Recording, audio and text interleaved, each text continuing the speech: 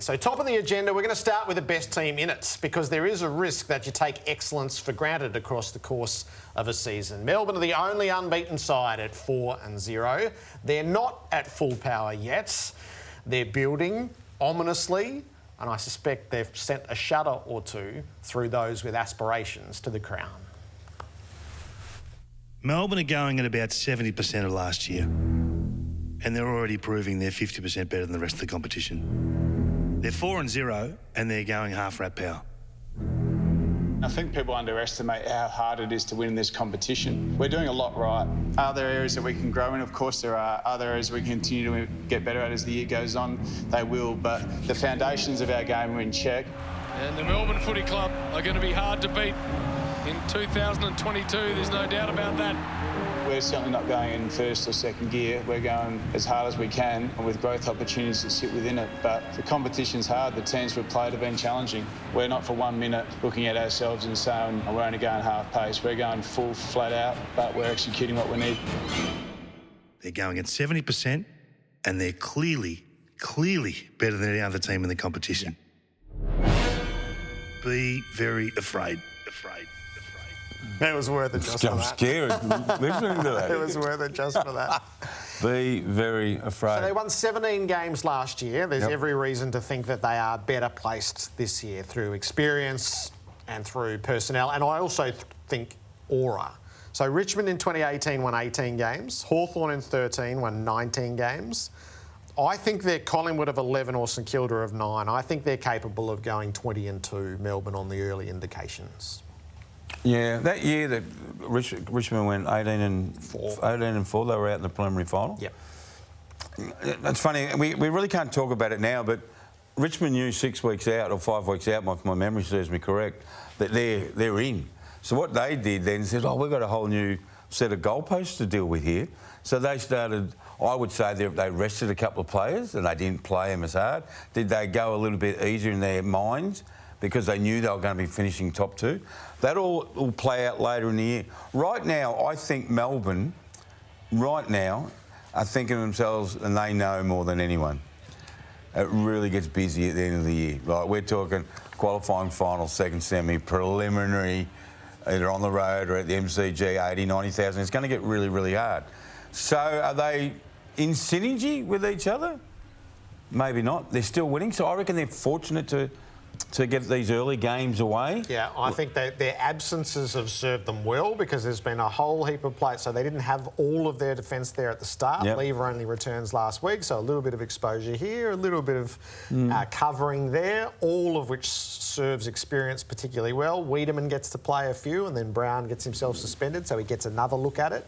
All of which I think serves the course of the season really well rather than having your... This is our first team, they play all the time. And just and run the season, yeah. Mentally, physically, there's so many things will come into it. I'd love to have a discussion, seriously, and you hosted one of these nights one night on Fox. I'd like to have Parkin, Pagan, Matthews, I'm just making up names, Sheedy, Malthouse. Tell me, in footy, when you know you can go to a gear, and it's cliche to say we can go to a gear, but when everything's in sync, you're hunting like a pack of dogs and you're getting it and you're attacking like a pack of dogs, can you flick the switch? Is it real that there's a switch? Now, people said to me last week, oh, Essendon were OK against Melbourne, but then Melbourne went, no, we'll do it, we'll do you in the next 10 minutes. Is that real or just how we talk about that post-event? Yeah, if they believe it, it's real. But is it wrong to believe that, oh, hey, we'll flick the switch, it's OK? So I don't believe that a group can say, no, we'll be right, we'll flick the switch. Too many things change here. Right now, and Kingy's not wrong, he's not wrong. Right now you're thinking, who is it, Melbourne, Brisbane, who else, etc, etc. But footy's is such a beautiful game, mate, that as the season evolves, I think other teams will come. Yeah, let's see them come. That's what footy does, doesn't it? Because they're off in the distance. Oh, no, I asked off in the distance. I asked the boys tonight, I said, can you remember so early in the season where there seems to be very few candidates for premiership? And they all said, yeah. So I look forward to the boys talking about it perhaps later, but We need challenges, Jared. So Christian Petrarca is clearly proppy at the moment. He had the extra knee strap. He told us he's okay. There was just a moment at training today. He's ended up icing his knee, completed training. The club says he'll play.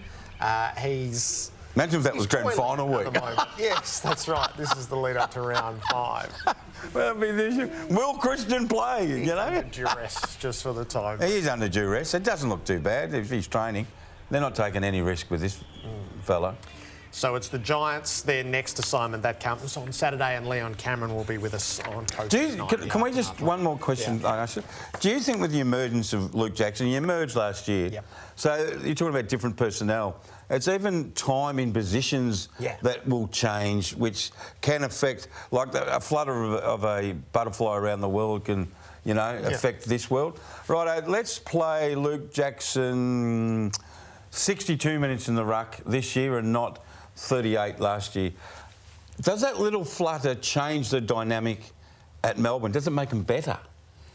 Where does Max go forward? Does Max go behind the play? I mean, these are all the things I want to imagine the clubs and you get looking 22 matches to workshop that in real time, don't you? To see what does make you better. He does do it. End of the season. He did it last year with Ben Brown, remember? Yep. How we're still looking at our forward structure. A couple of weeks of that. Yeah, it'd be really interesting. Good luck. How much fun would that be? Yes. To be at Melbourne going, right, what are we going to do this week? Yeah, everyone's grappling with their own issues. They're high-end issues. Yeah.